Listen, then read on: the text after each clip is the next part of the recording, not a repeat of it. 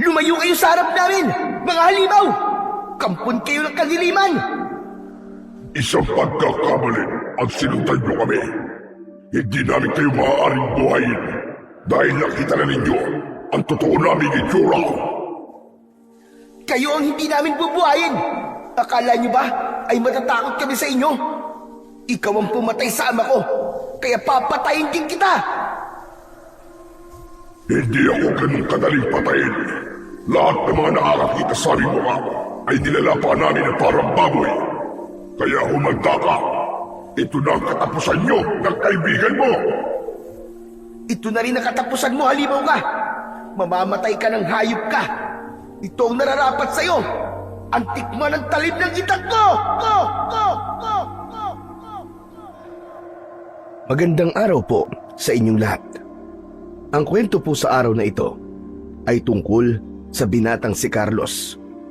Isang simpleng binata na nangarap na magkaroon ng sarili niyang negosyo. Ngunit sa isang iglap ay biglang nasukat ang katatagan niya sa hamon ng buhay. Dito niya makikilala ang isang matandang magtuturo sa kanya sa mutya ng ipo-ipong tubig laban sa lumalakas na puwersa ng kampon ng kadiliman. Magagawa kaya niyang pabagsakin ang pinuno ng mga aswang? Ano kaya ang kaya niyang itaya para sa kanyang pamilya?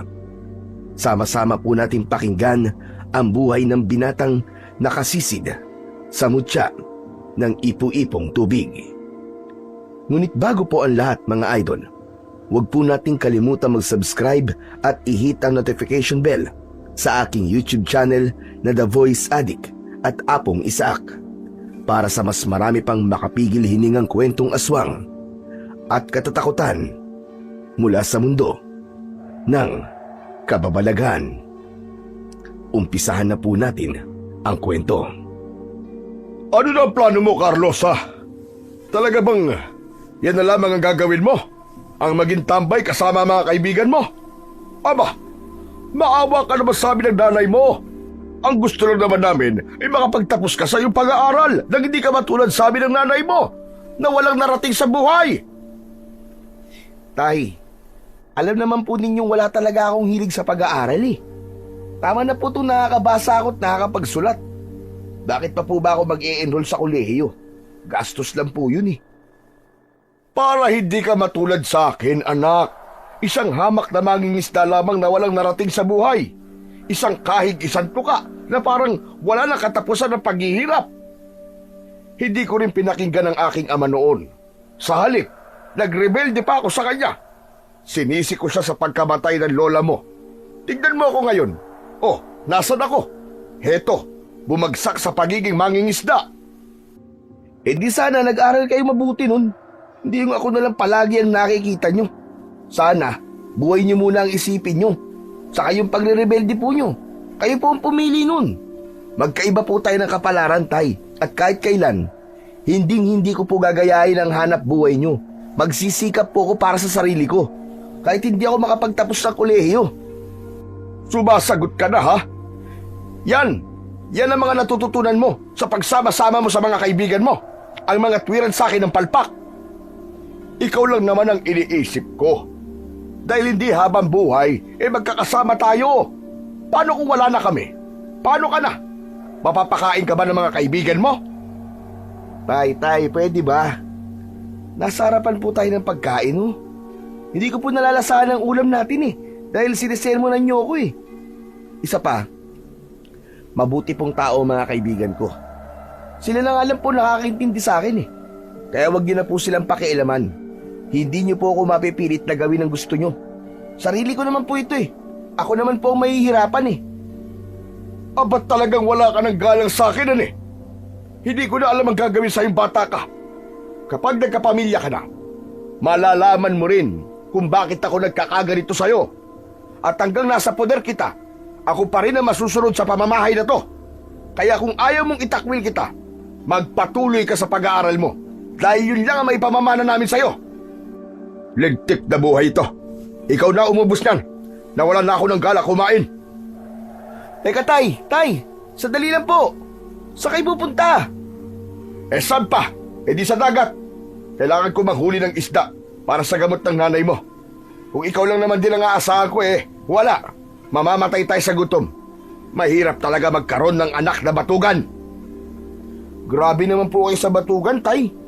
Mas matatanggap ko pa po kung sinabi niyo pong tamad Hindi masakit sa tenga. Hayaan niyo po. At kapag nakahanap na ako ng trabaho, babayaran ko po kayo sa lahat ng ginastos niyo sa akin. Saka, alam naman po ninyo kung ano ang gusto ko di ba? Ang makapagpatayo ng negosyo. Para wala akong amo at ako ang masusunod. At kapag nakaipon na ako, kayo rin naman po makikinabang sa lahat ng kikitain ko Negosyo, negosyo. Kailan ka pa magkakaroon ng negosyo? Tambay ka nga. Hindi negosyo o trabaho ang gusto ko marinig dyan sa bibig mo, kundi ipagpatuloy mo ang pag-aaral mo. Hindi ka magiging negosyante kung wala kang pinag-aralan. Sana lang hindi mo pagsisiyan ang ginagawa mo sa buhay.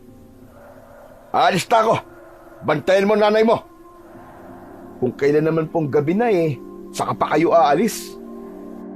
Hindi na sinagot ni Mang Greg ang pagmamaktol ng may 18 taong gulang na si Carlos. Nakaupo siya sa harap ng lamesa habang nasa ibabaw ang inihaw na bangus at kanin. Nahabol na lamang niya ng tingin ang paglabas ng kanyang ama sa pintuan habang dala nito ang sagwan at itak. Ang 55 taong gulang na si Mang Greg ay matagal nang mangingisda sa baryo ng Palipay sa probinsya ng Negros Occidental. Kung hindi isda, ay hipon ang nahuhuli nito sa dagat, kaya masasabi niyang hindi naman sila totoong naghihirap. Kaya lang, napipilitan ng kanyang ama na magtira lang ng pang-ulam dahil kailangan itong ibenta ang huling isda para naman sa gamot ng kanyang inang si Aling Susan. May malubha kasi itong karamdaman at magmula na magkasakit ang kanyang ina, ay palagi na siyang napapansin ng kanyang ama. Hindi naman talaga niya hilig ang pag-aaral. Mas gusto niyang magtayo ng negosyo sa kanilang lugar o di kaya naman ay maging tambay na lang. Katwiran niya ay pareho namang nakakakain ng 3 beses sa isang araw kahit tambay lang. Maya-maya pa ay dumating ang may 18 taong gulang na si Lando. May dala itong 4 kantos. Kumikislap ang mga mata nitong nakatingin sa inihaw na bangus, habang nakangising itinataas ang bote ng alak. Uy! Tamang-tama pala ang dating ko dito May nakahanda ng pulutan. Tara Carlos, kasama ko ang tropa. Banata na natin itong 4 kantos. Walang pipigil sa pagsasaya natin dahil kakaalis lang ng tatay mo. Bakit? Ano bang okasyon? Pambihira ka naman pare Kailangan pa bang may okasyon para mag-inom ng alak? Tara na, lumabas ka na dyan. Kanina pa tayo iniintay ni na Magno at Tado sa tabi ng dagat Dalhin mo na rin tong bangus. Sige na, bilisan mo na. Kulang na lang ay hilahin si Carlos ni Lando sa paglabas ng kanilang bahay. Sinulyapan na muna niya ang kanyang ina na natutulog sa katre nito bago siya lumabas ng kanilang bahay na gawa sa pinagtagpi-tagping yero at trapal. Dala ang bangus ay malalaki ang hakbang ng paa na sumunod siya sa kaibigan. Pagdating nila sa tabing dagat, sa kubo na kanilang madalas pinagtatambayan, ay nakita niyang kumakaway si Magno habang nakangiti na nakatingin sa dala niyang pulutan.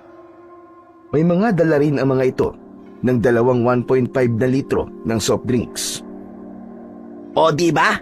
Sabi ko naman sa inyo mga tol madadala ko rito si Carlos. Teka. Paano niyo pala nalamang umalis si tatay?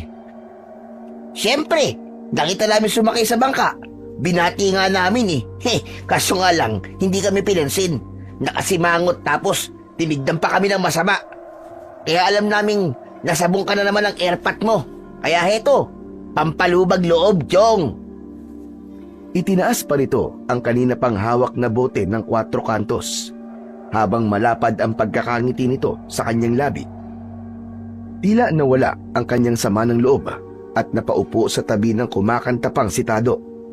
Maya-maya ay binuksan na nga ng mga ito ang bote ng alak. Masaya silang nagkwentuhan na hindi nila namamalayan ang oras. Naramdaman na rin ni Carlos ang epekto ng alak, maging ang kanyang mga kaibigan na bulol na sa pagsasalita. Si Lando ang unang nakatulog dahil nang aagaw na ito ng tagay. Habang tumatagal ay nakaramdam ng kaba sa dibdib si Carlos. Kasabay ang pagtingin niya sa dagat. 4:00 na yon ng madaling araw pero wala pa rin ang kanyang ama. Habang ang 3 naman niyang kasama ay tulog na nakasubsob sa lamesa. Nakatumba ang mga walang lamang boteng alak. Nakakaramdam naman siya ng hilo dahil sa tama ng alak. Kaya naman, napagpasyahan niyang tumayo na at iwan ang mga kasama. Naglakad siya pauwi sa kanilang bahay habang nadatnan niya ang kanyang ina na nakaupo sa labas ng kanilang balkonahe. Iyakap nito ang payat nitong katawan at bakas sa muka ang pag-aalala. Aba, Nay, maaga pa. Bakit gising na po kayo? Napahawak si Aling Susan sa dibdib nito at sinabi ng kanyang ina na bigla raw itong kinabahan at gustong makita ang kanyang ama. Natatandaan na bigla rin siyang kinabahan kanina pero binaliwala niya yon dahil hindi naman masama ang panahon. Huwag po kayong mag-alala, Nay. Maya-maya lang po uuwi na rin po yun si tatay. Baka maraming huli po kaya hindi ka agad nakauwi. Umiling-iling si Aling Susan habang bakas sa muka ang takot. Nakatanaw pa rin ito sa dalampasigan. Ngayon lang daw nahuli ng dating ang kanyang ama. Dahil may huli man daw ito o sa wala, pagpatak ng 4:00 ng madaling araw ay umuuwi na kagad ito. Parang may ibig sabihin ang kanyang ina sa sinabi nito. Kaya naman, bigla rin siyang nakaramdam ng pag-aalala at napatingin na sa dagat. O sige po, Nay, para mawala po ang pag-aalala nyo. Kapag mamaya po at hindi pa po siya dumating, susundan ko na po siya sa laot. Kaya pumasok na po kayo sa loob ng kwarto nyo, Nay. Bawal po sa inyo malamigan eh. Hindi ipinapahalata ni Carlos ang kanyang pag-aalala para sa kanyang ama. Ayaw niyang mas lalong mag-isip ang kanyang ina. Inalalayan niya itong pumasok sa loob ng bahay. Saka inabutan niya ng maiinom na tubig. Ipinagluto niya na rin ito ng agahan. Saka naghanda ng sagwan at itak para sundan ang kanyang ama sa dagat. Nadatnan niya sa kubo na nagising na si Lando at wala na si Natado at Magno. Nakaalis na ang mga ito. Gulat na napatingin si Lando sa hawak niyang sagwan, maging sa sukbit niyang itak habang nakakunot ang noo nito. O pre, saan ba pupunta? Susundan ko si tatay sa laot. Dapat kasi nakauwi na siya ngayon eh. Teka, gamit ba ng tatay mo ang bangka nyo? Hindi, Carlos. Linggo ngayon, di ba? Kaya araw nila ng pahinga. Bakit mo na itanong? Ayos, tama-tama. Hihiramin ko sana, Chong eh. Gamitin mo na. Ang mabuti pa kaya samahan na lang kita. Total wala naman akong ginagawa sa bahay Isa pa, ayaw ko malaman ng mga magulang ko na uminom na naman ako kagabi. O sige, para may makausap ako sa bangka abang nasa laot tayo. Nang magkasundo ang dalawa, ay sinamahan naman siya ni Lando sa pinagtalian ng bangkang demotor. Tamang-tama yun, kahit hindi na siya gumamit ng sagwan. Si Lando na rin ang nag-operate para patakbuhin ang sasakyan. Sakto naman na maliwanag na ang paligid at kita na nila ang dagat. Habang sakay ng bangka, ay pabilis ng pabilis ang kaba sa dibdib ni Carlos. Wala siyang matanaw sa gilid ng dagat, kahit man lang bangka ng kanyang ama. Ilang minuto pa ang lumipas, ay biglang nagsalita si Lando. Tumigil sila sa gitna ng laot at kinuha nito ang kapirasong tabla ng kahoy na nakalutang sa tubig. Pare, huwag kang mabibigla sa sasabihin ko. Pero sa palagay ko, may nangyari ng masama sa iyong ama. Lando, ayoko ng ganyang biro Ipinakita ni Lando ang hawak nitong kapirasong tabla at pamilyar sa kanya ang kulay ng pintura nito. Maging ang mga letrang nakasulat sa kahoy, siya ang may gawa nun. Nanginginig ang kanyang mga kamay na hinawakan ang iniabot sa kanya ni Lando na kapirasong tabla. Pre, kapirasong kahoy ng bangka ng iyong ama.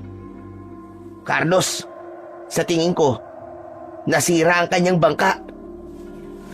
Paano namang masisira yun? wala namang bagyo o malakas na hangin kagabi ah. Saka baka nakaligtas si tatay. Marunong lumangoy yun eh. Sumasali pa nga yun sa mga patimpalak sa eskwelahan dati sa pabilisan ng paglangoy. Kaya imposibleng may nangyaring masama sa kanya. Hindi ang bilis sa langoy ang pinag-uusapan natin dito, Chong. Kundi ang disgrasyang sinapit ni Mang Greg. Ang mabuti pa, hanapin natin si Mang Greg at baka nagpapalutang-lutang lang siya sa tubig at kailangan niya ng tulong natin. Tila gusto ng paliparin ni Carlos ang sinasakyan nilang bangka para mahanap ang bangka ng kanyang ama. Panay din ang linga niya sa paligid. Umaasa siyang makikita ang kanyang ama. Para nang binabayo ng maso ang kanyang dibdib dahil sa labis na pag-aalala. Maya-maya pa ay isa pang kapirasong tabla ang nakita ni Carlos na lumulutang sa tubig. Bumilis ang tibok ng kanyang puso habang naluluwa sa takot. Nanginginig ang kanyang labi at kamay sa pagdampot sa tablang nakalutang sa ibabaw ng tubig. Umagos ang masagana niyang luha sa kanyang pisngi nang makita ang bahid ng dugo sa tabla na hawak niya. Tila napansin ni Lando ang biglang panginginig ni Carlos, kaya't lumapit ito sa kanya habang nakapatay ang makina ng bangka. Chong, kalma lang. Umaasa pa rin akong walang nangyaring masama kay Mang Greg. Diyos ko, ang ama ko. Diyos ko. Tay! Tay, nasan ho kayo? Sumagot kayo sa akin, Tay! Pasalampak na naupo si Carlos sa kanilang bangka. Pakiramdam niya ay biglang nanghina ang kanyang mga tuhod habang hinahaplos niya ang sariwang dugo sa tabla at ipinakita niya yon sa kanyang kaibigan. Saglit itong natigilan at namutla rin ang labi habang nakatingin sa daliri niyang may dugo. Nako, masama nga ito. Mukhang bago lang ang sariwan dugo ah. Sigurado ka bang dugo yan ni Mang Greg? Sana mali tayo. Sana nasugatan lang si Mang Greg. Chong, parang imposibleng buhay pa ang ama ko. Alam naman natin na matagal nang kumukuha ng buhay ang dagat na to eh. At hanggang ngayon, ay hindi pa rin alam kung anong klaseng nilalang ang pumapatay sa mga mangingisda. At ngayon naman natsyempoan ng ama ko. Tumigil ka nga, Carlos. Huwag kang mag-isip ng mga ganyan. Buhay si Mang Greg. Ipagdasal na lang natin na walang nangyaring masama sa iyong ama. Tara na, hanapin natin siya. Buong araw ay hinanap nila Carlos at Lando si Mang Greg. Subalit nabigo sila. Tanging ang mga piraso lang ng kahoy ang nakikita nilang nakalutang sa tubig. Hanggang sumapit ang alas 5 ng hapon. Napagod na sila sa paghahanap. Idagdag pa ang panghihina ng kanilang katawan nang dahil sa labis na gutom. Kaya't ipinasya nilang dalawa na umuwi na lamang. Pagdating nila sa dalampasigan ay nakita nilang nakatayo si Aling Susan. Naghihintay ito sa kanya habang nakatalokbong ng tuwalya ang ulo nito. Halos maluwa ang kanyang ina nang makitang hindi nila kasama si Mang Greg. Pagbaba pa lang sa bangka ni Carlos ay hindi na napigilan ng binata ang hindi maluwa. Niyakap niya ng mahigpit ang kanyang ina at ibinalita ang mga nakita nila sa dagat. Halos mawalan ito ng malay nang ipakita niya ang tabla na may sariwang dugo. Humagulgol ito ng iyak at napaupo sa buhangin. Nay, tama na. Makakasama po sa inyo yan eh. Alis na muna ako, Carlos. Nakikiramay ako sa nangyari sa ama mo. Tinapik ni Lando ang balikat ni Carlos bilang pagpapakita ng pakikiramay sa nangyari sa kanyang ama. Habang hawak naman niya ang nanlalamig na kamay ni Aling Susan. Wala itong tigil sa pag-iyak habang hawak ang dibdib. Itinulak nito ang kanyang kamay at tumalikod sa kanya. Sinabi nitong kasalanan niya kung bakit napahamak ang kanyang ama. Narinig nitong nagtalo sila ni Mang Greg, kaya naisipan nitong umalis na lang at dahil sa sama ng loob, kaya raw ito napilitang mangisda. Kaya siya ang sinisisi nito sa nangyari sa kanyang ama. Nang marinig niya yon mula sa kanyang ina, ay para siyang paulit-ulit na sinasaksak ng kutsilyo sa kanyang dibdib. Oo na po! Kasalanan ko na po ang lahat. Wala akong kwentang anak. Pero Nay, ama ko po ang nawala. At higit na mas masakit sa akin yun. Idagdag pa po ang paninisi niyo sa nangyari sa kanya. Pero sana, nakaligtas siya at may nakakuha sa kanya. Dahil kapag totoong namatay si tatay, hindi ko mapapatawad ang sarili ko. Mas nilakasan pa ni Aling Susan ang pag-iyak habang nakatalikod pa rin sa kanya. Ramdam na ramdam niya ang galit ng kanyang ina para sa kanya. Talagang siya ang sinisisi nito sa pagkawala ni Mang Greg. Paulit-ulit nitong isinisigaw ang pangalan ng asawa. Inalalayan niya itong tumayo para iuwi sa kanilang tahanan. Pero hindi ito nagpahawak sa kanya. Sa halip, nauna itong maglakad papunta sa bahay nila. Sinundan na lamang niya ito habang pinagmamasdan ang pagtaas at pagbaba ng balikat nito. Nang makarating sila sa bahay, ay pumasok kagad si Aling Susan sa silid nito at tumiga sa katre patalikod sa kanya. Parang ayaw siya nitong makita. Nay, babalik po ako sa dalampasigan para hanapin muli si tatay. Baka po may nakakita kay tatay. Huwag na po kayo lumabas ng bahay at baka lalo po kayo magkasakit. Iniwan niya si Aling Susan habang panay pa rin ang pag-iyak nito. Halos patakbo siyang bumalik sa tabing dagat. Nang maramdaman ni Carlos ang buhangin sa kanyang talampakan, ay sakalang pumatak ang kanyang mga luha. Pinagsisihan niyang pinainit niya ang ulo ng kanyang ama, kaya napilitan itong umalis. Para nang sasabog ang kanyang dibdib dahil sa galit niya sa kanyang sarili. Nakakuyom ang kanyang kamao na nakatanaw sa laot. Bumalik ang kaibigan niyang si Lando, kasama sina Magno at Tado. Kasunod ng mga ito, ang kapwa mangingisda ni Mang Greg para hanapin ulit ang kanyang ama sa laot. Siya naman ay nagpaiwan sa tabing dagat dahil umaasa siyang may nakakuha sa kanyang ama at dito na lamang niya ito hihintayin. Nagpaiwan si Lando para samahan siya. Mas kailangan mo ngayon maging matatag, Chong. Mahahanap din nila ang tatay mo. Paano kung hindi, Lando? Hindi ko mapapatawad ang sarili ko kapag may nangyaring masama sa ama ko. Hindi mo kailangan sisihin ang sarili mo, Chong. Walang may gusto sa mga nangyari. Hindi pa nga natin alam kung ano ang totoong nangyari kay Mang Greg eh. Hanggat wala pa tayong nakikitang katawan, hindi natin masasabing patay na siya. Isang malalim na buntong hininga ang pinakawalan ni Carlos habang nakatingin lang sa dagat. Mabilis na lumipas ang 3 araw, pero ni anino ni Mang Greg ay wala nang umuwi sa kanilang tahanan. Palagi nang naglalasing si Carlos dahil hindi niya matanggap ang nangyari sa kanyang ama. Niwala siyang paglalamayang katawan para sana makahingi ng tawad dito. Si Aling Susan naman ay hindi na rin umiinom ng gamot. Palagi na itong nagkukulong sa kwarto at hindi siya kinakausap. Kaya isang gabi ay lumapit na siya rito. Humingi siya ng tawad sa kanyang ina. Mahaba ang ginawa niyang pagsasalita, pero ni isang tugon ay wala siyang narinig mula rito. Nanatili itong nakatalikod sa kanya ng higa. Katabi ang lumang gasera na nakapatong sa lamesa, malapit sa higaan nito. Nay, patawarin niyo po ako. Umaasa po akong babalik si tatay na hindi pa siya patay.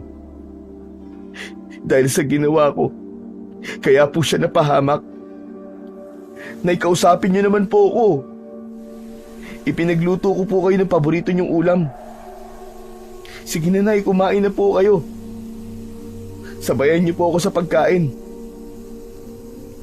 Hindi sinagot ng kanyang ina ang mga sinasabi niya. Napatitig siya sa likod nito at bumubundol ang kaba sa kanyang dibdib nang mapansin na tila hindi na ito humihinga. Para siyang mababaliw na mabilis nitong nilapitan ang nanay niya at itinihaya ng higa.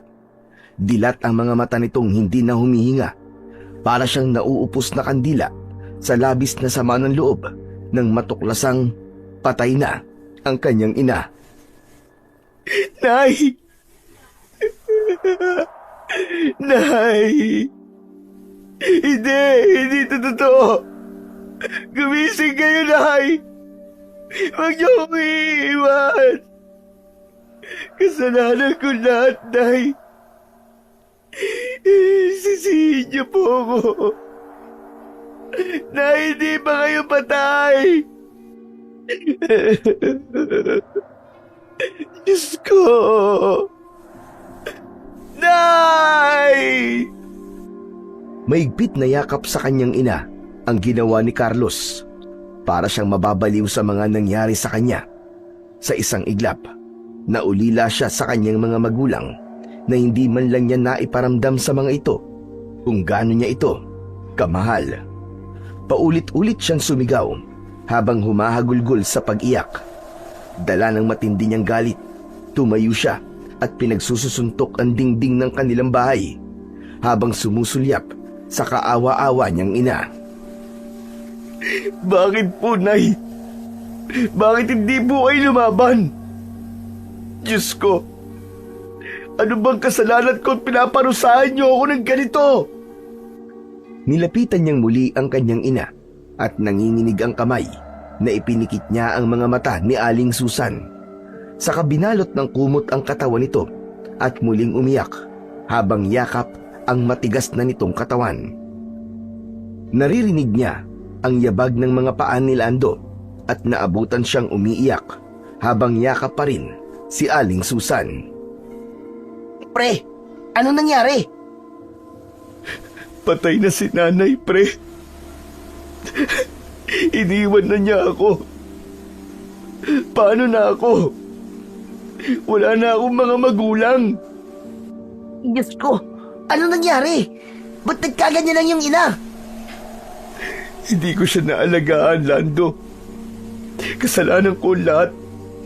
Masama akong anak. Ako ang pumatay sa mga magulang ko. Carlos, ano ba? Huwag mo sabihin yan. Walang may kasalanan sa mga nangyari sa iyong mga magulang. Ang kailangan mo ngayon ay magpakatatag. Huwag kang panghinaan ng loob. Halos mabingi si Carlos sa sarili niyang boses habang sumisigaw at humahagulgol ng iyak. Naramdaman niya ang paglapat ng kamay ni Lando sa kanyang balikat, maging ang mga bagong dating na Sinatado at Magno na nakikiramay sa nangyari sa kanyang ama at ina.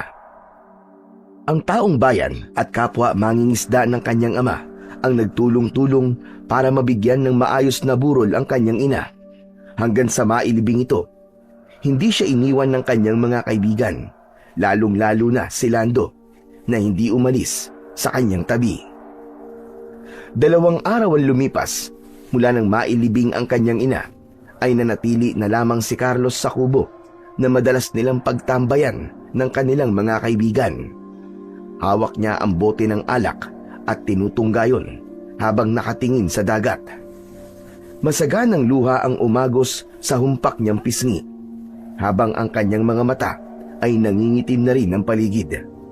Wala siyang maayos na tulog. Wala ring gana sa pagkain. Parang hindi niya nalalasahan ang pagkain. Araw-araw siyang umiinom gamit ang pera na natira sa abuloy ng kanyang ina. Gusto na rin niyang mamatay. Ayaw niya nang umuwi sa kanilang bahay dahil naaalala lamang niya ang naging kasalanan niya sa kanyang mga magulang. Maya-maya pa ay naramdaman niya na parang may nakatingin sa kanya.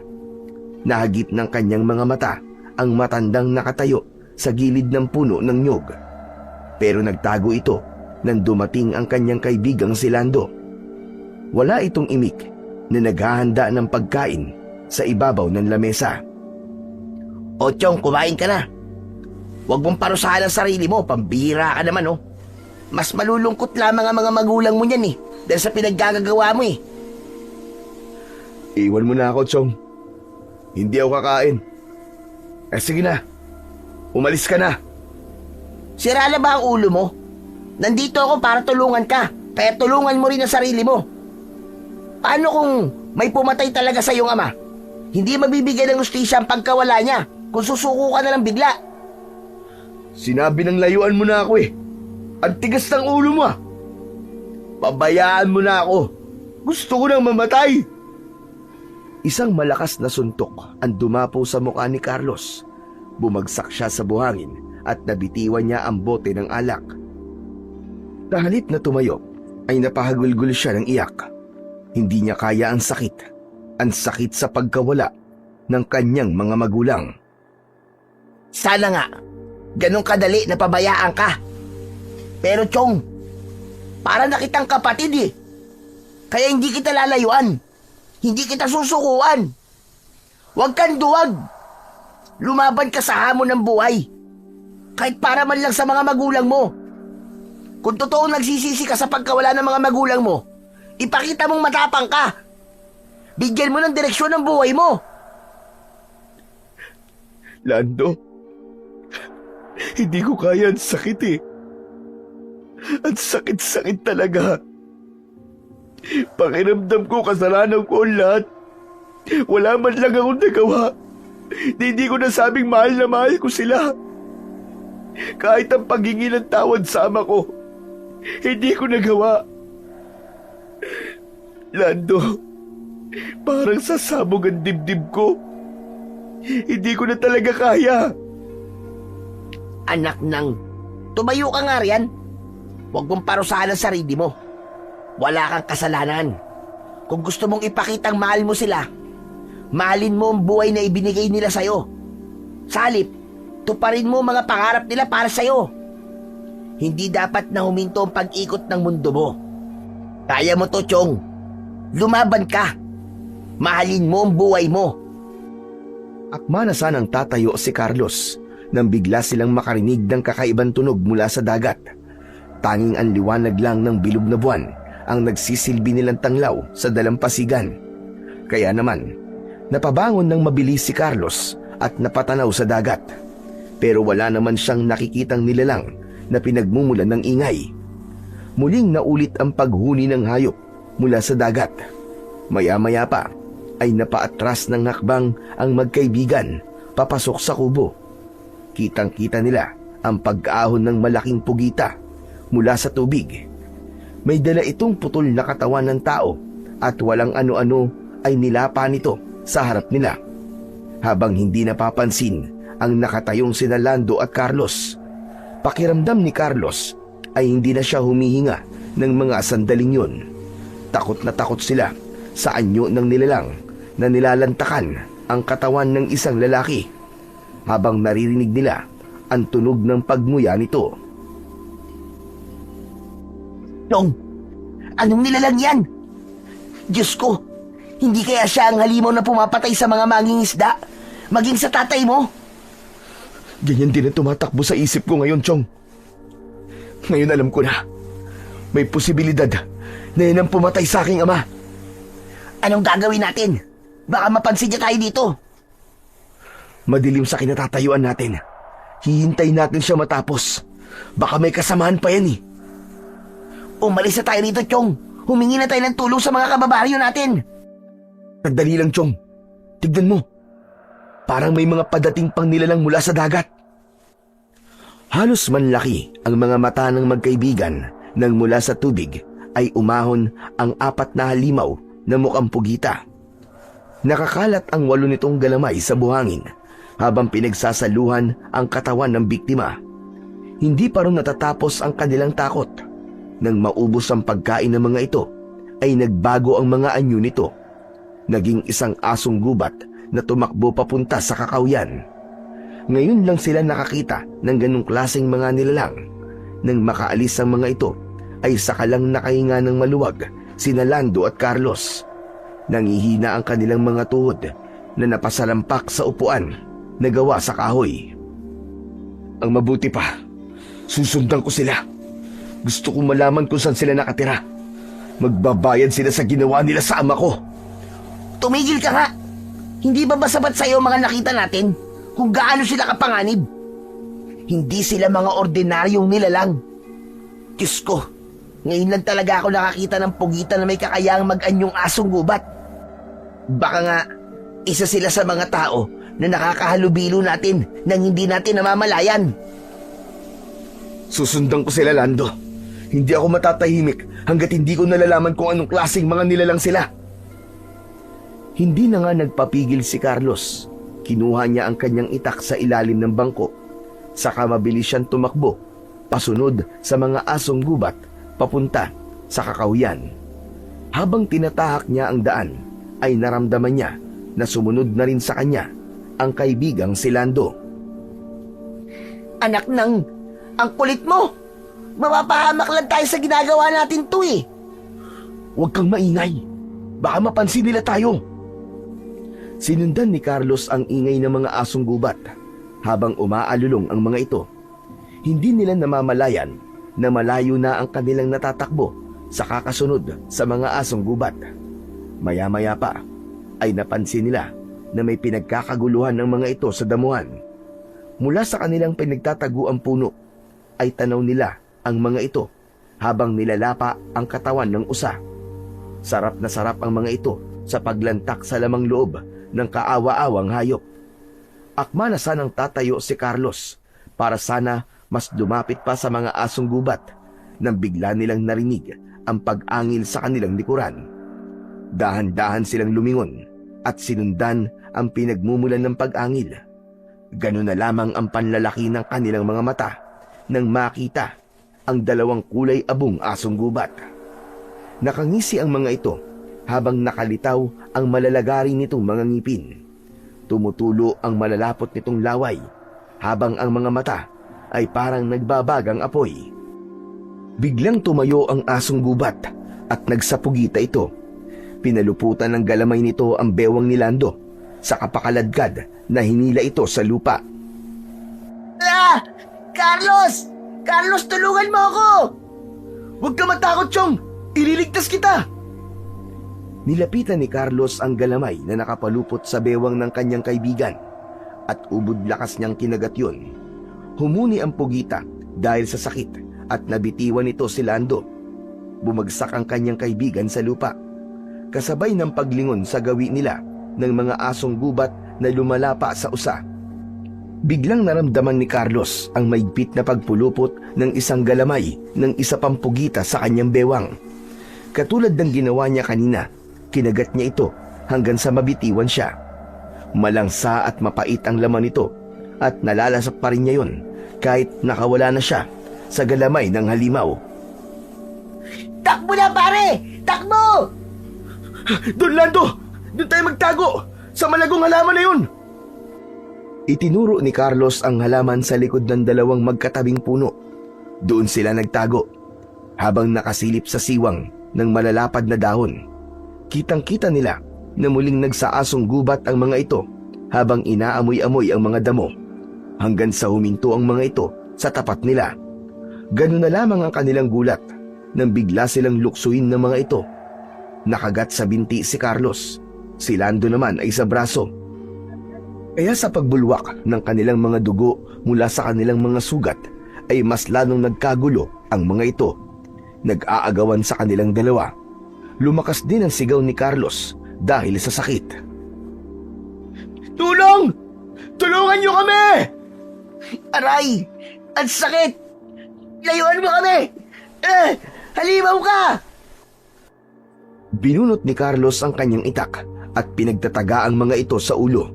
Napaatras ang mga ito nang makita ang sandata ni Carlos. Hindi niya kagad naalala ang itak dahil sa kanilang takot at pagkataranta. Kaya naman, naramdaman ni Carlos ang mabding sugat niya sa binti. Kitang-kita niya ang umaagos na dugo sa kanyang paa, maging ang dugo sa braso ng kaibigan. Paika-ika siyang lumapit sa mga umaangil na asong gubat. Kaya lang, mas lalong nagwala ang mga ito habang nakatingin sa dugo niya sa binti. Lumayo kayo sa harapan namin! Mga halimaw! Kampun kayo ng kadiliman! Isang pagkakamali at sinundan nyo kami. Hindi namin kayo maaaring buhayin dahil nakita na ninyo ang totoo naming itsura. Kayo ang hindi namin bubuhayin! Akala niyo ba matatakot kami sa inyo? Ikaw ang pumatay sa ama ko, kaya papatayin din kita! Hindi ako ganun kadaling patayin. Lahat ng mga nakakakita sa aming muka ay nilalapa namin na parang baboy. Kaya humanda ka. Ito na ang katapusan nyo ng kaibigan mo. Ito na rin ang katapusan mo, halimaw ka! Mamatay ka ng hayop ka! Ito ang nararampat sa'yo! Ang tikman ng talim ng itak ko! Sinugod ni Carlos ang mga nakatayong asong gubat, subalit mas mabilis ang mga ito na naiiwasan ang bawat pagtaga niya. Si Lando naman ay kumuha na rin ng kahoy sa lupa at wala itong tigil sa pagpalo sa mga asong gubat.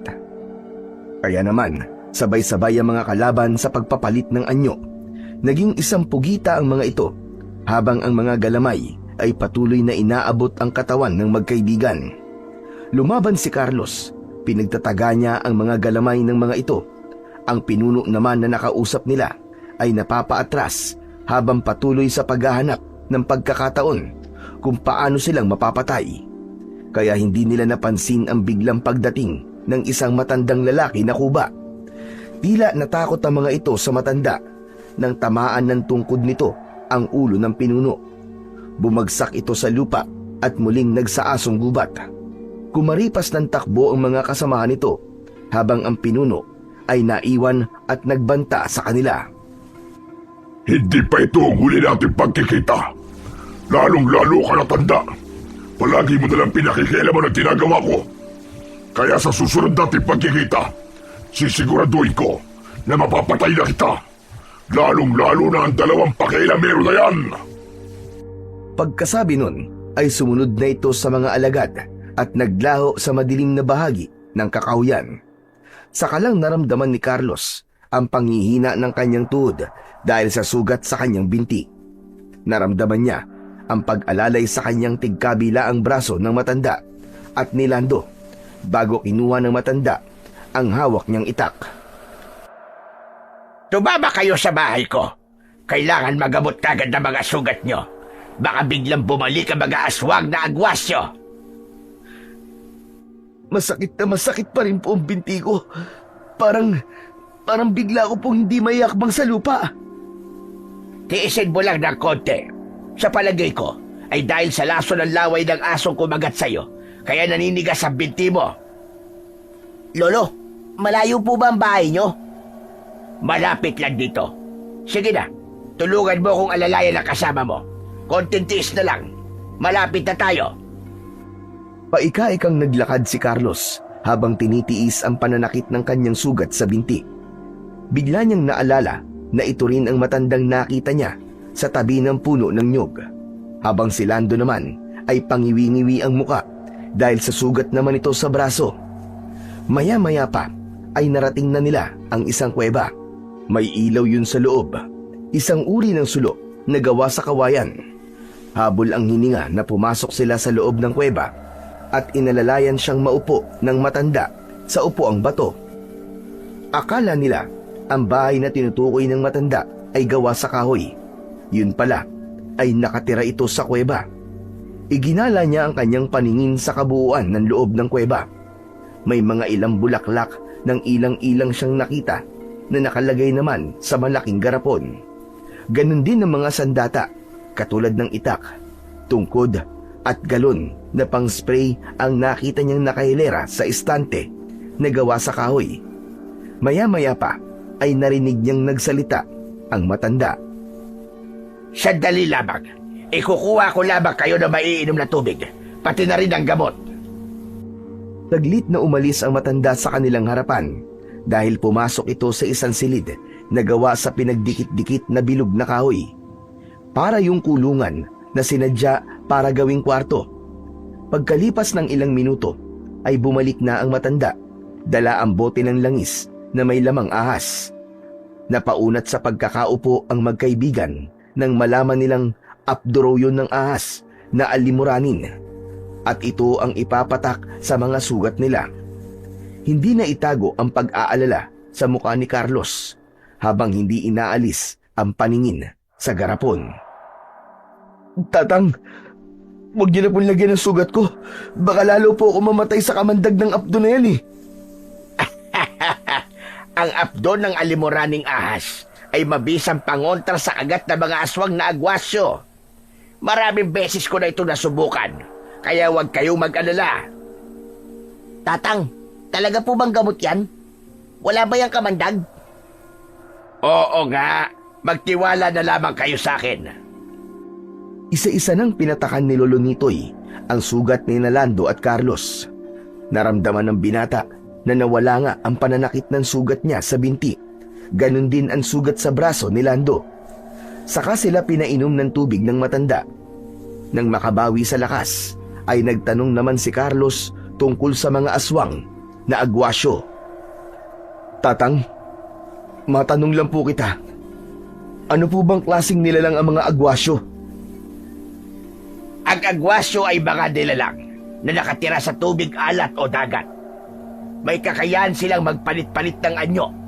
Katulad ng ano nakita natin, naging asong gubat sila.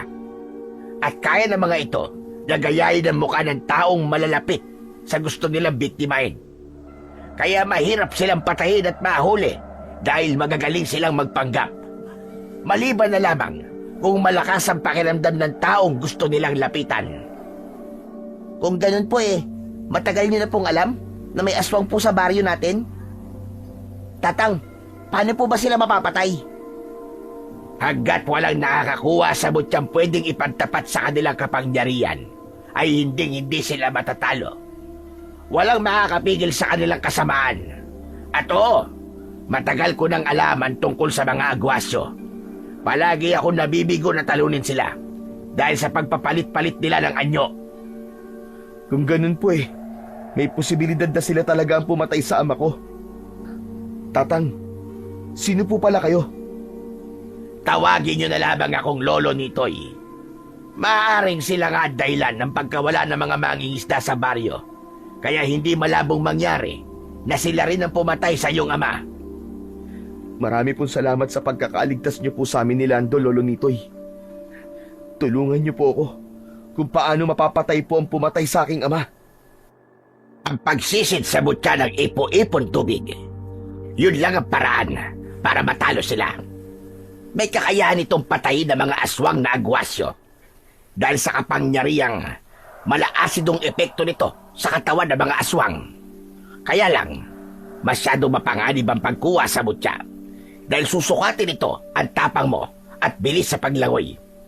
Maliban doon, binabantayan din ito ng mga agwasyo. Saan po matatagpuan ang mutya ng ipo-ipon tubig, Tatang? Sa pusod ng dagat, na kung saan ay madalas na merong lumalabas na ipo-ipo.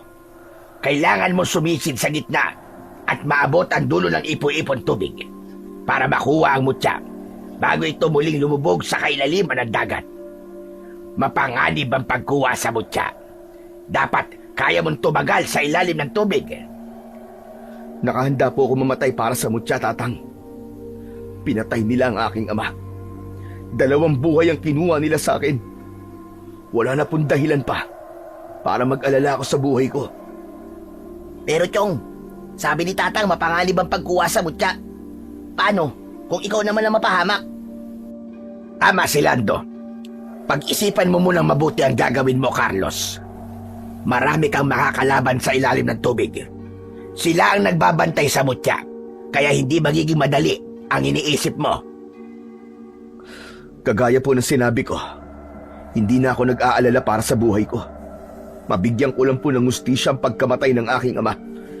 Nang dahil sa ginawa nila sa tatay ko, namatay din ang nanay ko. Kaya sa akin po sila may utang. Kaya nararapat lang po na sa akin din po sila magbayad. 2 araw na pinaghandaan ni Carlos ang pagsisid sa mutya ng ipo-ipon tubig. Hinintay niyang maghilom ang sugat niya sa binti. At ngayon ay kasama nila sa bangka sina Lolo Nitoy at Lando. Nakahanda ang mga ito sa pag-alalay sa kanya. Isinaboy ng matanda ang mga dinikdik na ilang-ilang sa dagat para lumitaw ang ipo-ipon tubig. Kasunod ang pagsasagawa ng matanda ng isang ritual habang nakapikit itong bumubulong sa hangin. Malakas din ang kabog ng dibdib ni Carlos, lalo pa at nakikita na niya ang unti-unting paglitaw ng ipo-ipon tubig. Naglagay siya ng tali sa kanyang bewang at hinintay ang paglaki ng ipo-ipo. Hanggang sa makarinig sila ng tunog mula rito. Kaya naman, nagulat siya sa lakas ng ipo-ipo at muntik na silang lumubog sa tubig. Biglang nakaramdam ng takot si Carlos dahil hindi niya inaasahan na ganun katindi ang pagsubok na pagdadaanan niya. Huminga siya ng malalim bago tumalon sa gitna ng ipo-ipo. Halos mahilo siya nang kasama siya sa pag-ikot sa tubig. Pinilit niyang sumisid sa ilalim habang patuloy siyang nadadala ng malalakas na pag-ikot ng tubig. Nakita niya ang isang kulay puting bato sa gitna ng ipo-ipo. Kumikislap yun na parang kristal. Ubod lakas niyang ikinampay ang kanyang mga paa at kamay sa paglangoy. Saktong paghawak niya sa mutya ay muntik pa siyang kapusin ng hininga. Pabilis ng pabilis ang pag-ikot ng ipo-ipon tubig. Kasama siya at imbis palutang sa ibabaw ay parang mas lalo pa siyang inilulubog sa ilalim. Nilabanan niya ang malakas na puwersa ng tubig, kaya lang may biglang humawak sa kanyang paa. Kaya't nadala siya hanggang sa ilalim. Nakainom na rin siya ng tubig. At dahil sa takot, sinipa niya ang nilalang na nakahawak sa kanyang paa at ubod lakas na lumangoy papunta sa ibabaw. Lumiwanag ang bato sa kanyang mga kamay at bigla siyang dinala nito pataas, kasama ang nilalang na hindi bumibitaw sa kanyang paa. Lando! Ihagis mo ang itak! Bilis! Maging ang kanyang kaibigan ay nagulat din nang makita si Carlos na lumulutang sa hangin habang nakasabit ang nilalang sa kanyang paa. Isang maliit na pugita na pilit inaagaw ang hawak niyang mutya. Pagkahagis ni Lando sa itak, nasambot yun ni Carlos, sabay taga sa galamay ng agwasyo. Bumagsak ito sa tubig, kasunod ang naputol nitong galamay at nagulat siya nang bigla itong nasunog. Kahit nasa ibabaw ito ng tubig.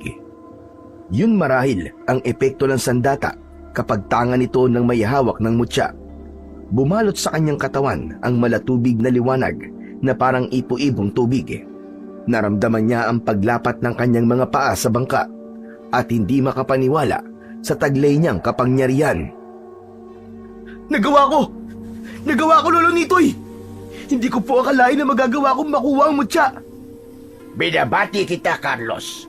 Ikaw lang ang bukod tanging nakapasa sa pagsubok. Tara na, kailangan na natin umalis dito bago pa umahon ng kasamaan ng napatay mong pugita. Habang umaandar ang bangka, ay pinagmamasdan naman ni Carlos ang itsura ng bato. Malapad yun na hugis perlas. Dinala niya ang mutya sa kanyang dibdib bago ibinalot sa kanyang damit at tinalian ng lubid. Mabilis ang takbo ng kanilang bangka at mula sa unahan ng kanilang sinasakyan ay humarang ang isang malaking pugita. Kinalog ng galamay nito ang bangka nila na parang gusto nitong ilubog sa tubig. Si Lolo Nitoy naman ay napakapit at nagbitaw ng orasyon at kitang-kita niya ang pagpasok ng kulay puting usok sa kanyang mutya. Kasunod ang pagkakaroon ng tubig sa palad ni Carlos at yun mismo ang ginamit niya panlaban sa pugita. Malaasido ang epekto nito sa katawan ng nilalang, kaya wala itong nagawa kundi ang palayain ang bangka nila. Mas lalo nilang binilisan ng pagpapatakbo sa bangka, habang si Carlos naman ay nagtataka at hindi makapaniwala sa mutya na nakuha niya. Nabuhay ang pag-asa niyang mabibigyan niya ng hustisya ang pagkamatay ng kanyang ama. Hindi niya namalayan na tumutulo na pala ang mga luha sa kanyang mga mata dahil sa kaligayahan. Pagbaba nila sa bangka at paglapat ng kanyang mga paa sa buhangin, ay dumiretso naman sila ni Lando sa bahay ni Lolo Nitoy. Pansamantala ay dito na muna siya titira habang hindi pa siya lubusang nasasanay sa pakikipaglaban gamit ang kanyang mutya. Pagsapit ng dilim ay muling lumabas ng kuweba sina Lolo Nitoy, Lando at Carlos para naman magsagawa ng pagtuturo ng orasyon sa pagpapatibay ng bisa ng mutya ng ipo-ipon tubig.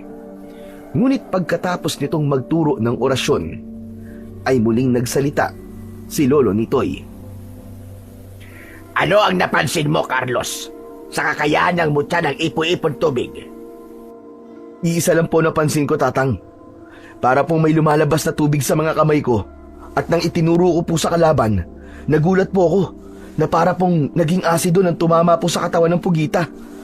Kitang-kita ko po na umusok po ang katawan niya dahil sa nagliliwanag na tubig na lumalabas po sa palad ko. Alam mo bang, ikaw lang ang nakakakita sa malatubig na liwanag, Carlos. Ang aswang na agwasyo at ikaw lang ang nakakakita sa liwanag at kakayahan ng mutya. Tama ka. Ang ipo-ipon tubig ay nagtataglay ng malaasidong epekto sa katawan ng mga aswang. Kaya pagkatapos nilang makita ang ginawa mo sa kasamaan nila, mabubulabog sila sa kanilang tirahan para hanapin ka. Kaya po pala, biglang humuni ng malakas ang pugita ay dahil napapaso sila sa kapangyarihang taglay ng mutya. Pero hindi naman po sa lahat ng oras ay malakas po ang mutya. Siyempre po, may kahinaan din ang mutya, maging ang mga aswang na agwasyo. Hindi po ba, Lolo Nitoy? Ang mutya ng ipo-ipon tubig ay walang kahinaan. Nakadepende ito sa paggamit ng nagmamay-ari nito. Nakasalalay ang bisa ng mutya sa orasyong itinuro ko sa iyo kanina. At ang mga aswang naman ay isa lang ang kahinaan nila maliban sa mutya. Yun ay ang tubig tabang na maaari nilang mainom kapag sila ay nakikipaglaban. Kontra sa kanila ang bukal o buhay na tubig. Ngayon alam na po namin ang kahinaan nila. May pag-asa na tayong mapigilan ang pag-asik nila ng lagim. Hindi pa rin tayo pwedeng maging kampante sa kahinaan nila. Likas na mabangi sa mga agwasyo. Kailangan pa rin natin ang tulong ng dakilang lumikha at pagsasanay sa pamamagitan ng mutya. Pero tandaan mo, Carlos, simula pa lang ito ng laban. Ngayong alam na nilang ikaw ang nakakuha sa mutya, hindi ka nila tatantanan hanggat hindi ka nila napapatay. Bakit naman po? Dahil ang mutya ng ipo-ipon tubig ang nagsisilbi nilang buhay o banta sa kanilang kaligtasan. Kaya hindi sila makakapayag na mapuntayan sa'yo. Lalo pa at nakita na ninyo ang kanilang mga muka at tunay na anyo. Pagkatapos ng kanilang pag-uusap ng gabing yun, ay umalis na rin si Lando para umuwi sa bahay nito. Inilihim nila sa lahat ang tungkol sa mga aswang na agwasyo, maging ang pagkakapas lang sa lalaking naging biktima ng mga pugita. 3 araw ang lumipas nang muling pumutok ang balita tungkol sa isang nawawalang mangingisda. Kaya naman, maigpit nang ipinatupad ng kapitan ang malawakang pagroronda at karpyo sa buong baryo. Ito ay para maiwasan ang mas dumarami pang mga nawawalang tao. Maigpit na rin na pinababantayan ang dagat at wala nang sino man ang pinapayagang pumalaot sa dagat para mangisda, lalong-lalo na kung gabi. Lagi nang merong mga tanod na nakabantay sa dalampasigan at yun ang malaking pagkakamali na nagawa ng mga kawani ng barangay. Dahil sa walang pumapalaot sa dagat, walang naging pagkain ang mga aswang na agwasyo. Kaya naman, umahon ang mga ito sa tubig at nambiktima sa mga karatig baryo upang hindi mahalata ang mga ito. Kaya't isang araw, habang nag-iinuman ang magkakaibigan sa kubo, ay hindi nila napansin na oras na ng karpyo. Nahuli sila ng mga tanod at pinagalitan. Pero ang hindi alam ng mga ito, kasama sa plano ng magkakaibigan ang abangan ang paglitaw ng mga nilalang na nakatira sa dagat. Lalo pa at sina Magno at Tado ay hindi naniniwala sa mga ikinikwento ni Nalando at Carlos tungkol sa mga aswang na agwasyo. Pasensya na po, Kapitan. Napasarap po kasi ang pag-iinuman namin eh. Matagal na po kasing hindi kami nagkita-kita ng mga kaibigan ko. Uubusin lang po namin tong alak, Kapitan. Uuwi na rin po kami. Naniwala naman ang kapitan sa naging dahilan ng magkakaibigan. Kaya naman, pumayag itong ubusin ang kanilang alak sa lamesa. Kaya lang, hindi pa man ito nakakalayo sa kanilang kinatatayuan, ay biglang nakarinig sila ng mga sigawan ng mga tanod. Humihingi ang mga ito ng tulong sa kanila, kaya't mabilis na kinuha ni Carlos ang kanyang itak sa ilalim ng bangko, habang si Lando naman ay may dala ng tubig na tabang. Ang dalawa naman na sina Tado at Magno ay hindi na malaman ang gagawin, Dumampot ang mga ito ng bote ng alak na magagamit nito sa pakikipaglaban sa mga aswang. Patakbo silang lumapit sa pinagmumulan ng ingay at nagulat sila sa kanilang nadatnan. Tumambad sa kanila ang mga nakahandusay sa buhangin na putol na ang katawan, habang ang iba namang mga tanod ay gumagapang palayo sa mga nilalang. Habang sugatan ang katawan, sina Tado at Magno ang nagligtas sa mga sugatan na tanod, habang si Lando ay panay ang saboy ng tubig sa mga pugita, na abala pa rin sa paglantak sa mga katawan ng biktima.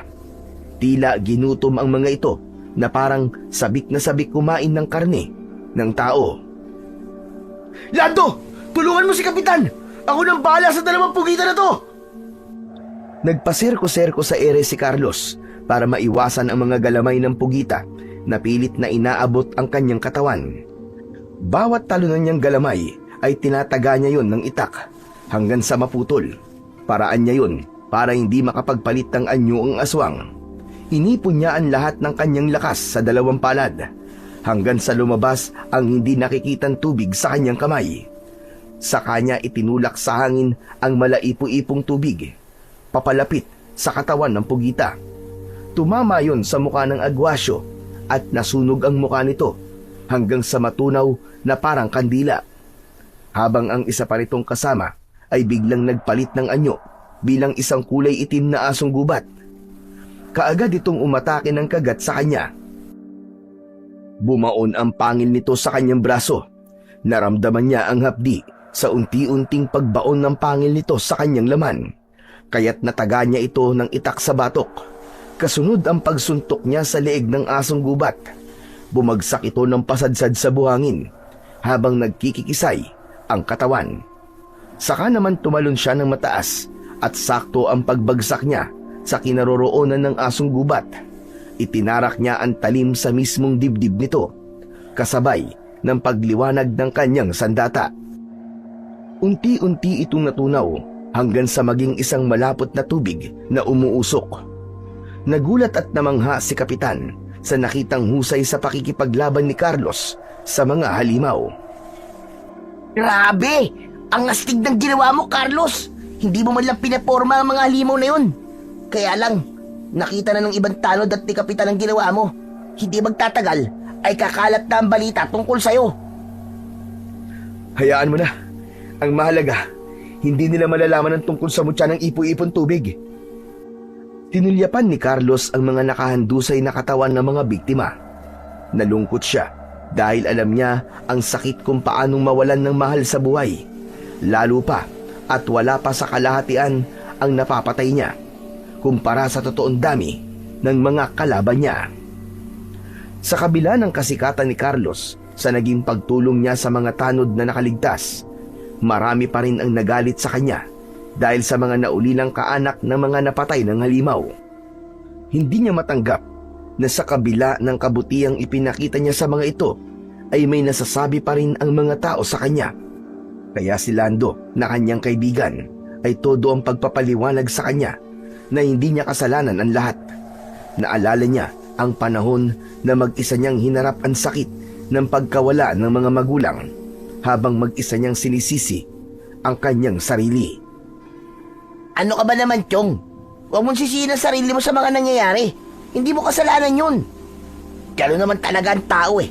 May masasabi pa rin sila kahit nakagawa ka na ng kabutihan. Sala sa init, sala sa lamig nga. Ang mahalaga ay may mga buhay kang nailigtas. Nalaman din nila na matagal nang may nakatirang halimaw sa ilalim ng dagat. Sapat na yon para mas lalo silang mag-ingat. Salamat, Chong. Hindi mo ako iniwan, pati ng iba nating mga kaibigan. Kaya nga magkaibigan, di ba? Nagdadamayan at walang iwanan. Tropa tayo eh. Pagkatapos nilang mag-usap, ay kinailangan na nilang maghiwalay na magkaibigan. Si Lando ay umuwi na sa bahay nito at si Carlos naman ay umuwi na sa bahay nila na ilang araw niya nang hindi nabibisita magmula nang lumipat siya sa poder ni Lolo Nitoy. Mula sa malayo ay tinanaw ni Carlos ang nakabukas na pintuan ng kanilang bahay. Muling sumariwa ang araw na huli niyang nakausap ang kanyang ama, dahan-dahan siyang pumasok sa loob. Hindi pala malalaman ang halaga ng mga magulang hanggang hindi sila nawawala. Hanggang ngayon, Tay, Nay, hindi ko pa rin matanggap na wala na kayo. Patawarin niyo po ako sa mga nagawa ko. Hindi ko po alam kung saan ako magsisimula. Hinawakan ni Carlos ang lumang lamesa. Naalala niya ang huling hapunan na nakasama niya ang kanyang ama. Kasunod ang paglapit niya sa higaan ng kanyang ina. Parang pinipiga ang kanyang dibdib sa labis na pangungulila sa kanyang mga magulang. Hanggang sa hindi na namalayan ni Carlos na tumutulo na pala ang kanyang luha sa kanyang mga mata. Dahil pagod ay hindi namalayan ni Carlos na nakatulog na pala siya sa lamesa habang nakayup-yup ang muka sa kanyang dalawang braso. Mahinang yugyug sa kanyang balikat ang nagpagising sa kanya. Kasunod ang boses ni Lolo Nitoy. May hawak itong tungkod na parang nanggaling ito sa malayong paglalakad. Butil-butil ang pawis nito sa noo at habol din ang hininga. Abay, naririto ka lang palang bata ka. Kanina pa kitang hinahanap. Hindi mo ba alam ang nangyari sa mga kaibigan mong sina Magno at Tado? Nasa ospital sila. Inatake sila ng mga aswang kagabi habang papunta sila sa bahay ko. Hindi pa rin alam ni Lando to. Dito ka na pala nakatulog. Talaga po? Pero wala naman po sinasabi sa akin ng mga tanod tungkol sa kanila. Diyos ko, kasalanan ko po to, Lolo Nitoy. Kailangan ko na po yatang tugisin ang mga aswang na yon. Nagsisimula na nilang sakta ng mga kaibigan mo at ang mga taong malalapit sa'yo. Isa lang ang ibig sabihin nun. Kilala ka ng pinuno nila at lihim ka ng pinag-aaralan kung paano ka nila pababagsakin. Huwag mong kalilimutan na may kakayahan silang mag-anyong tao para lang makihalubilo sa mga taga rito. Lolo Nitoy, paano ko po malalaman ang kanilang presensya kung sakali pong nasa anyo sila bilang tao? Mahirap silang maramdaman, Carlos, dahil nag-aanyo silang tao para makapagtago sa mga kalaban nila. Mauhuli mo lang sila sa sarili nilang bibig at kung paiiralin mo ang talas ng iyong pakiramdam. Tara, sumama ka sa akin. Maghihintay tayo sa pagdating ng mga aswang sa dalampasigan. Pagkakataon mo na ito para mabigyan ng katarungan na nangyari sa iyong ama. Meron na akong patibong sa kanila. Hihintayin na lang nating dumilim ang paligid dahil sa gabi lang naman sila umaatake. Tatang, bakit niyo po ba ito ginagawa? Bakit po mabait kayo sa akin at tinutulungan niyo ako? Dahil anak ko si Greg. Totoo kitang apo, Carlos. At ang nangyari sa iyong ama, sa palagay ko ay kasalanan ko rin. Patawarin mo ko kung hindi ko kagad sinabi sa iyo kung ano ang totoo. Natakot akong baka hindi mo ko matanggap dahil sa mga nangyari sa iyong ama. Ano? Totoo po bang sinasabi niyo, Lolo? Pero wala po nababanggit sa akin si tatay tungkol po sa inyo. Kaya hindi ko po naisip na may lolo pa pala ako. Ang buong akala ko po patay na ho kayo. Nang mamatay ang lola mo dahil sa mga aswang na agwasyo, lumayo sa akin si Greg. Sinisi niya ako sa lahat. Nagrebelde siya. Hindi siya nag-aral at itinakwil niya ako bilang ama niya. Kaya lang malaman ko nangyari sa kanya. Aba, talagang hindi ko ba ipaliwanag ang sakit. Lihim kitang pinagmamasdan mula sa malayo hanggang sa nagkaroon ako ng pagkakataon na makalapit sa'yo. Patawarin mo ko, apo. Pero wala nang sasakit pa sa isang ama ang mamatayan ng anak. Hanggang ngayon, umaasa pa rin akong buhay si Greg na sana ay nakaligtas siya. Hindi ko po alam ang totoong kwento kung bakit po kayo kinamuhian ng ama ko. Pero isa lang po ang alam ko. Naging mabuti po kayo sa akin at tinulungan niyo po ako. Pinatira niyo nga po ako sa bahay niyo doon po sa kuweba. Lolo Nitoy, wala pong dahilan para hindi ko po kayo tanggapin sa buhay ko. Salamat naman kung ganun, apo. Hindi ko akalain na matatanggap mo ko. Isang mahigpit na yakap ang naramdaman ni Carlos mula kay Lolo Nitoy. Ramdam na ramdam niya ang tuwa sa boses ng matanda habang yakap siya nito. Pagkatapos ay bumitaw ito ng yakap sa kanya at nagpa siya ng puntahan ang tabing dagat para sa binabalak nilang gawin. Lalabas na sana sila ng bahay nang biglang dumating naman ang humahangos na si Lando at ibinalita nito ang tungkol sa nangyari sa kanilang mga kaibigan. Nahuli ka na sa balita, Chong. Alam ko na nangyari sa kanila. Nasabi na sa akin ni Lolo Nitoy. Kasama na sina Magno at Tado sa mga taong bibigyan ko ng katarungan. Panahon na para pabagsakin ko ang mga aswang. Sasama ako sa'yo, Carlos. Walang iwanan. Laban ng isa. Laban nating magkakaibigan. Nang magkasundo ang dalawa, ay muling ibinigay ni Lolo Nitoy ang galon na may pang-spray kay Lando. Naglalaman yun ng tubig tabang na magagamit nito laban sa mga aswang. Habang si Carlos naman ay ang sarili niyang itak ang kanyang gagamitin. Pagkatapos ay nagpasya na silang maglakad papunta sa dalampasigan. Naglagay sila ng patay na usa na nahuli ni Lolo Nitoy bago ito nakipag-usap kay Carlos. Isang patibong yun para mapalabas ang mga agwasyo. Ilang oras din silang nagtago sa likod ng malalaking bato. Hinintay nilang dumilim ang paligid hanggang sa napansin na nila na umahon ang isang maliit na pugita. Matagal nitong inaamoy-amoy ang katawan ng usa habang lumilinga-linga sa paligid. Pinagmamasdan nila ang kilos ng nilalang sa kanilang harapan. Hintayin mo lang ang hudyat ko, Carlos, bago tayo sumugod. Baka nasa paligid lang mga kalaban at nakikiramdam din sa paligid. Ang mabuti pa po kaya ay iikutan ko sila sa kabilang batuan para mahuli natin sila at sabay-sabay na atakihin. Magandang naisip mong plano, Chong, para mabulabog natin sila. Tsak nahihintay ng pugitang yan ng mga kasamahan niya para pagsaluan ng putahing nakahain sa harap nila. At wala silang kaalam-alam na may inilagay akong lason sa pagkain na yan. Bala kong pag-aralan ng uri nila. Nang sa susunod, alam ko na kung paano silang mapapatay. Hindi nga nagtagal ay isa-isang umahon sa tubig ang mga aswang na agwasyo. Ang iba ay nag-anyong asong gubat habang nakapalibot sa pugitang unang nakakita sa pain nila. Hinintay lang nilang kainin ng usa at hindi nga nagtagal. Halos pagtulungan ng mga ito ang usa na nakalatag sa buhangin. Kulang na nga lang ay mag-agawa ng mga ito.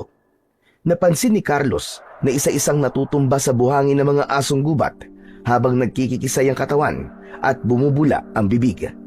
Ganon din ang pugita na unang kumain sa lamang loob ng usa.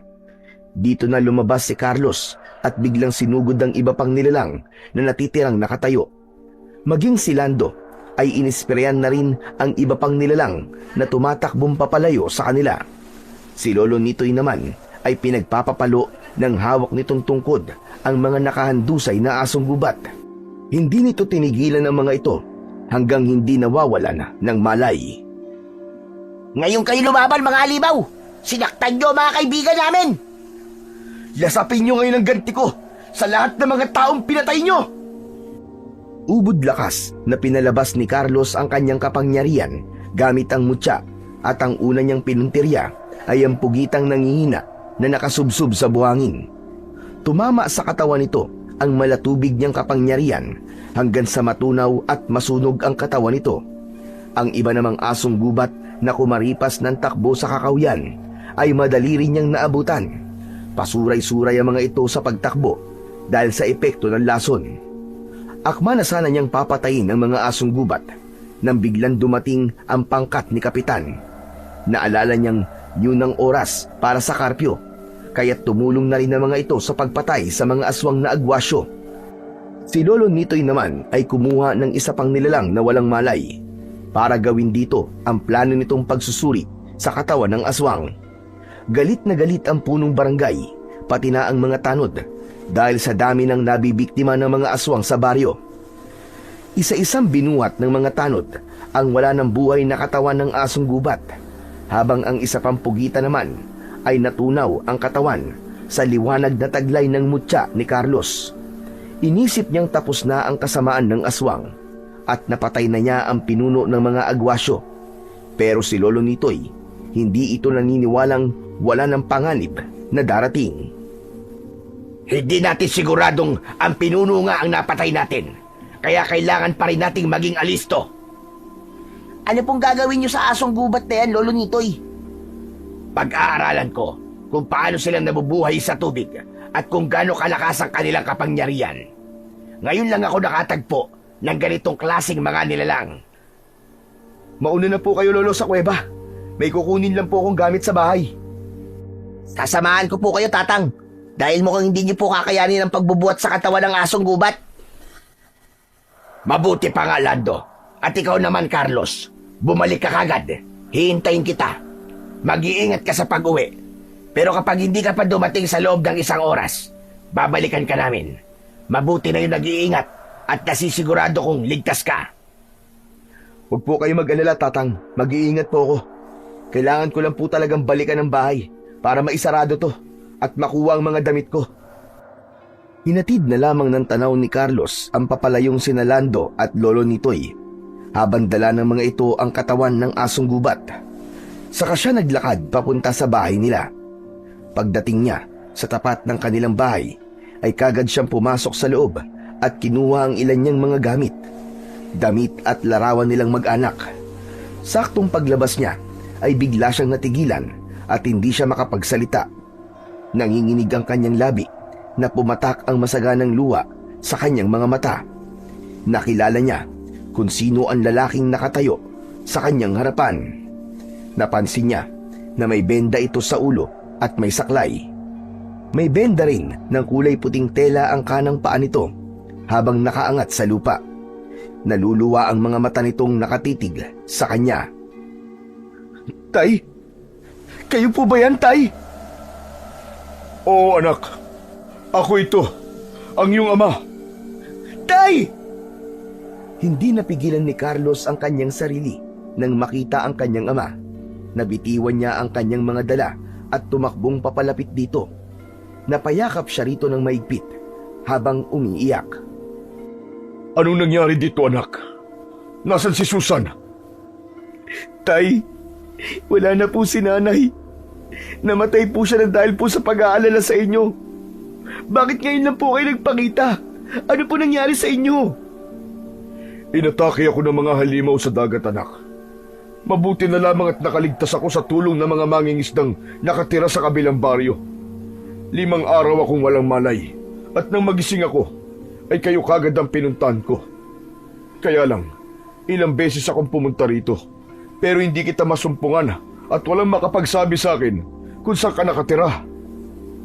Doon po ako sa bahay ni Lolo Nitoy, Tay. Pansamantala po ako nakatira doon. Kuweba po yun. Hindi niyo po ba dadalawin si Lolo Nitoy?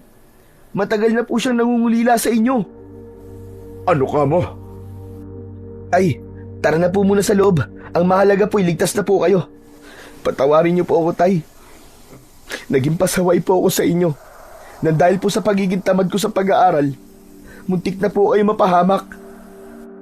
Naunang naglakad si Carlos sa kanyang ama dahil dinampot pa niya ang mga nabitiwang gamit sa lupa. Bago pumasok sa loob ng bahay, inalalayan niyang tumayo ang kanyang ama sa lamesa, saka ikinuha ng maiinom na tubig. Kaya lang, hindi ito uminom, sa halip ay tumayo ito at mas lumapit pa kay Carlos. Hindi maipaliwanag ni Carlos kung bakit bigla siyang kinabahan, kaya napaatras siya at nagkunwaring hindi siya naiilang sa kanyang ama. Pasimple niyang itinago ang kanyang mutya sa kanyang bulsa, saka kinausap si Mang Greg. Tay, inumin na po muna niyo yung tubig na nasa lamesa. Kumusta na po pala ang sugat niyo? Maayos na ako. Kailangan ko lang gumamit ng saklay para makapaglakad ng maayos. Naisip ni Carlos na subukan ang kanyang ama. Bigla niyang naamoy ang malansang singaw sa katawan nito. Inisip na lamang niya na baka dahil sa sugat nito, kaya ganun ang amoy ng kanyang ama. Isa pang napansin niya na tila hindi nito kilala si Lolo Nitoy. Wala siyang napansing reaksyon sa mukha nito, kahit konting pag-aalala.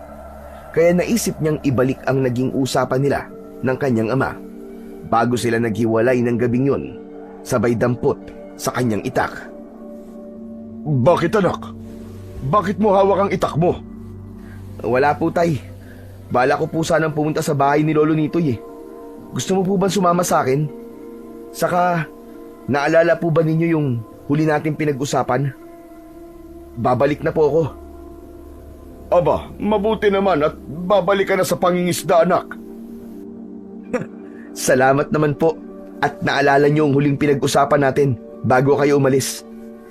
Natatandaan pa po ba niyo kung ano pong sakit ni nanay?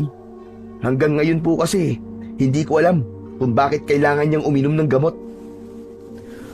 Mas tumibay ang hinala ni Carlos na hindi si Mang Greg ang kaharap niya, kundi ang pinuno ng mga aswang. At tama ang sinabi sa kanya ni Lolo Nitoy, makapangyarihan ng aswang kapag nasaan yung tao ito. Kaya lang, hindi ito makakaligtas sa malakas na pakiramdam ng katulad niyang may hawak na mutya ng ipu-ipong tubig. Diabetes ang sakit ng nanay mo. Ano ba klaseng tanong yan, iho?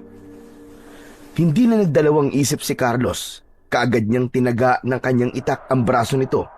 Bumuon ng talim sa laman nito, kaya't napasigaw ito ng malakas nang dahil sa labis na sakit.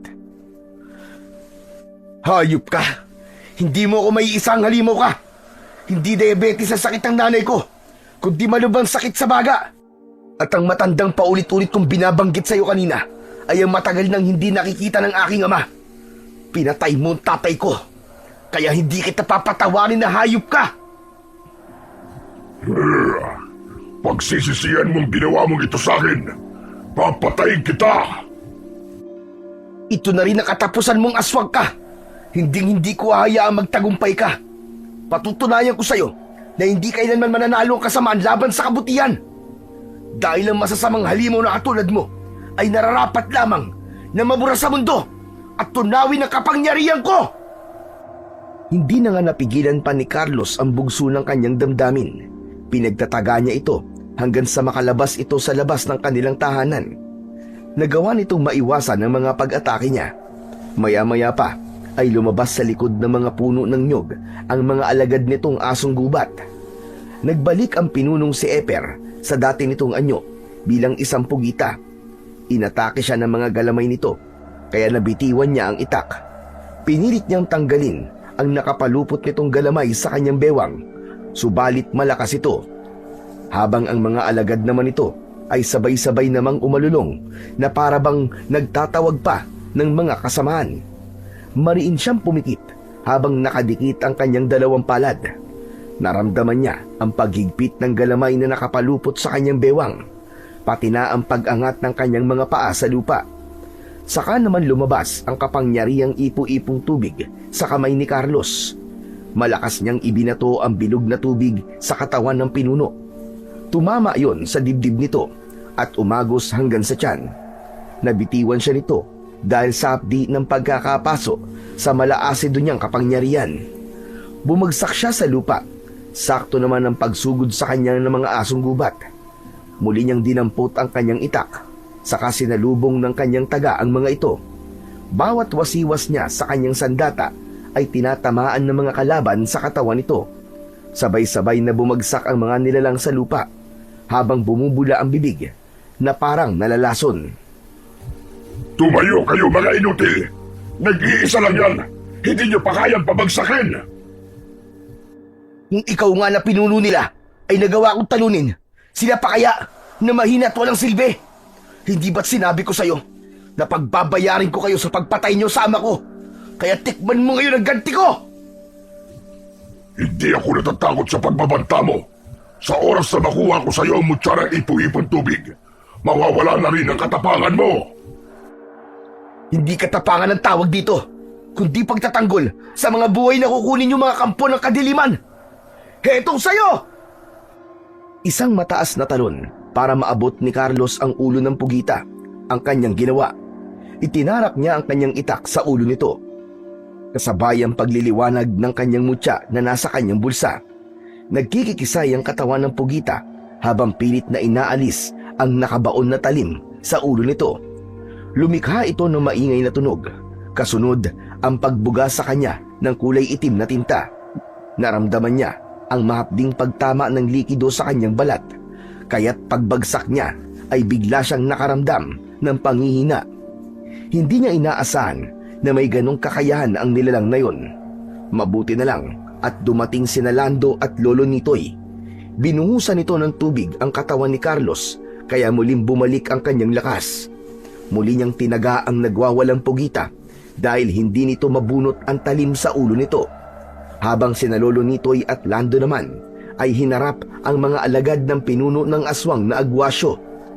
Pinagdikit ni Carlos ang kanyang dalawang palad at umusal ng malakas na orasyong itinuro sa kanya ni Lolo Nitoy. Lumiwanag ang mga kamay niya at lumabas ang malaipo-ipong tubig na liwanag sa kanyang mutya. Sa kanya itinutok sa kalaban, sabay bitaw ng malatubig na liwanag.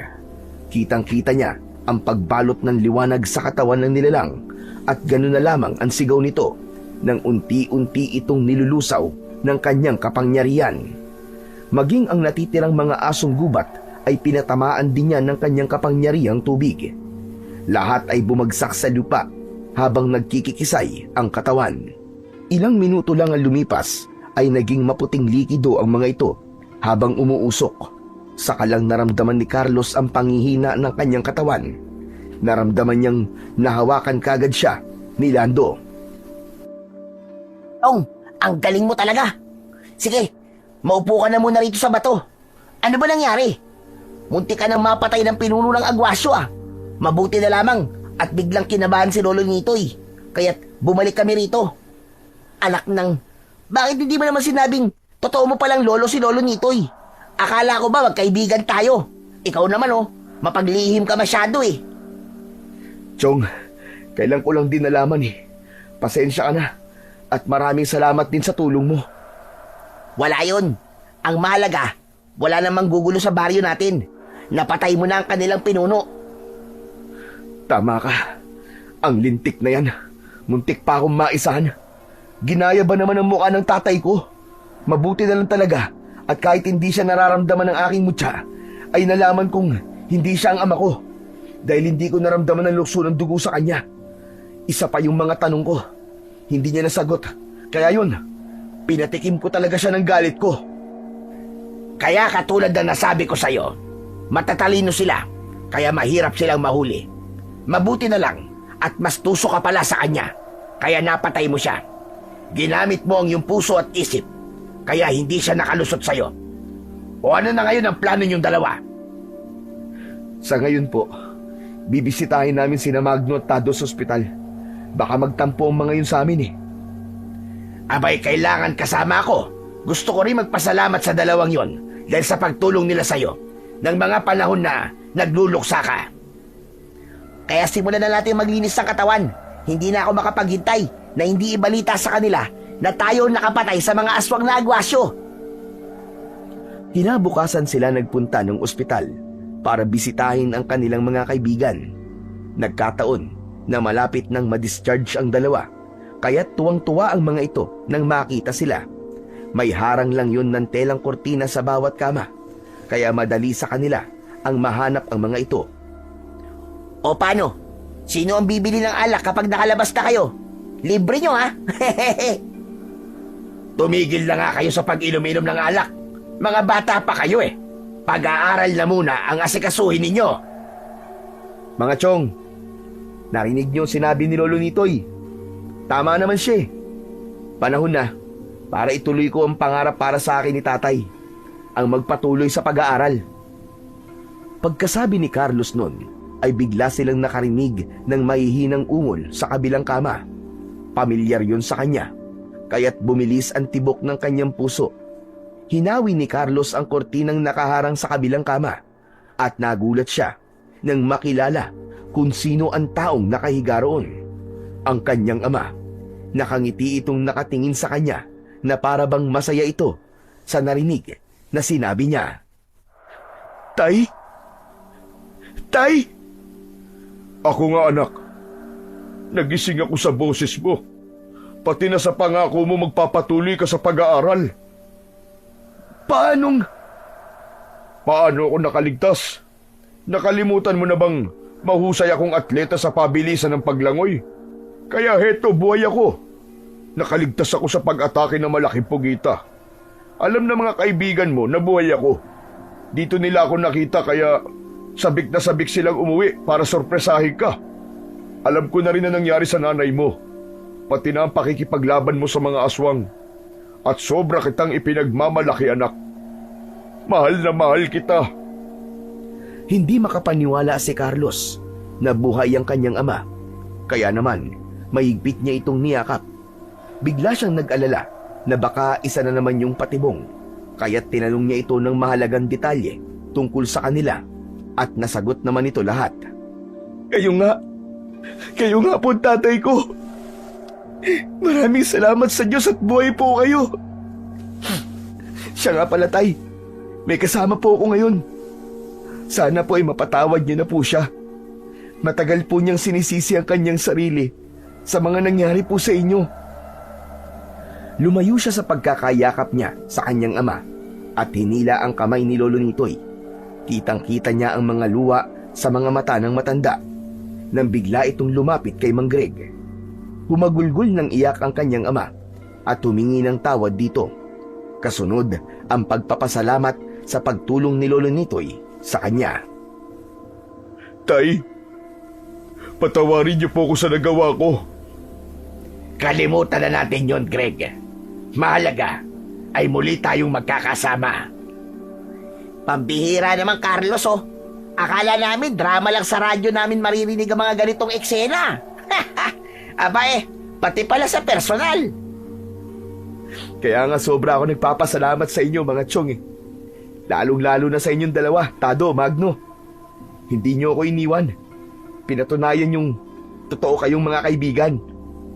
Aba, dapat lang pala nating ipagdiwang ang pagiging magkakaibigan natin. Pero dapat, kasama na natin sa inuman si Mang Greg at Lolo Nitoy. Hindi nakapagpigil si Lolo Nitoy sa labis na tuwa at nakutusan nito si Lando sa ulo. Napuno ng masasayang kwentuhan, tawanan ang loob ng ospital para sa magkakaibigan. At muling nagkasama ang kanyang ama at si Lolo Nitoy. Muli nilang pinunan ang mga panahon na nagkahiwalay sila ng matagal. Halos wala silang sinayang na oras na masayang nagkikwentuhan sa kanilang dating tambayan na kubo.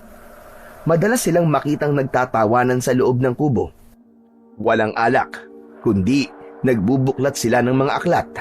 Nagbago silang lahat at nagkaroon ng direksyon ang mga buhay.